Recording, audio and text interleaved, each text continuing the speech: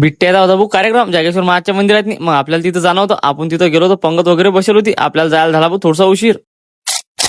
तर काय म्हणता बे पोट्ट्यो, कशा? तर सर्वांना आधी मनापासून जय श्रीराम. तर तुम्ही कालच्या ब्लॉग मध्ये पाहिलं होतं की आपण गेलो होतो वावरातनी फवारा मारण्यासाठी. तर भाऊ फवारा वगैरे लवकरच क्लिअर करून टाकला, कारण की आपल्याला जाणं होतं भाऊ मंदिरात नाही. कारण मंदिरात नाही भाऊ अंबादास आबाजीच्या घरचा बिट्ट्याचा कार्यक्रम. मग आता ती काही करू लागेल त्यांना पडणार बा. मग आता बा घरी गेलो, पहिले आंघोळ वगैरे केली, उशीर तर झाला. मग गेलो डायरेक्ट बजरंगबलीच्या मंदिरात दर्शन करायसाठी, कारण की भाऊ आंघोळ केल्यावर बजरंगबलीचं दर्शन घेणं इज मोस्ट इम्पॉर्टंट. बजरंगबलीचं दर्शन घेतलं, मग गेलो भाऊ जागेश्वर महाराजच्या मंदिरात. आता कार्यक्रम बी मंदिरातच आहे बरं. पहिले म्हटलं दर्शन घ्या घेऊन, मग आपलं जे चालते आहे ते चालतेच आहे. आता इकडे आलो, इकडे वाळ वगैरे काढणं झालं. आता लवकरच पंगत बसते भाऊ. मग आता बा इकडे आलो, इकडे पंगत बसली. मग म्हटलं आता पंगतच बसली तर आपल्याला काही वाळ घेणं पडणार बा. आता इकडे चालू भाऊ गरमागरम बिट्ट्या काढणं. आता बशा बिट्ट्याचा खाना झाला की आपल्याला पंक्तीत वाळायला जाणं पडेल गरमागरम. आता थोडा वेळ बसून राहिलो आपण, कारण की बा एवढं आबाळ आलं आणि पुरी गरमी होऊन राहिली. आता हे काय विषय आहे बा, हे उपाधीला आवतात म्हणजे वाळ्याचं टेन्शन नाही. आता इकडे बसल्या भाऊ माणसाच्या पंक्ता आणि इकडे बसल्या भाऊ बायाच्या पंक्ता. अर्धे जेवण झाले भाऊ आणि तेवढ्यात नाही आलं पाणी. अरे बाप रे बाप, काय विषय गंभीर काम झालं बा. आता आम्ही तर इकडे शेडमध्ये होतो टिनाच्या, आम्हाला काही विषय नाही भाऊ.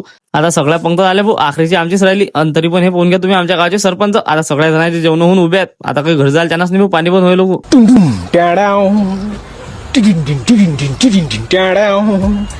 सगळं वारसार झालं भाऊ, पाणीगिरी थांबलं. मग बसलो आपण जेवण करायला. तर मेनू मध्ये आहे बघा बिट्ट्या, शिरा, वरण आणि वांग्याची भाजी. बसणार भाऊ जेवण करायला. आता म्हटलं टाईट पैकी जेवण करू. मग भाऊ काय आता ते पुढचं पुढे मागणा पुढे धुळला उडे. तर भाऊ जेवण घेऊन गेलं मस्त पैकी. अरे मेला.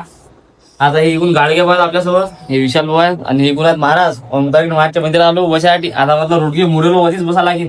थंडगार आहे मस्त, पंखा चालू आहे वदर.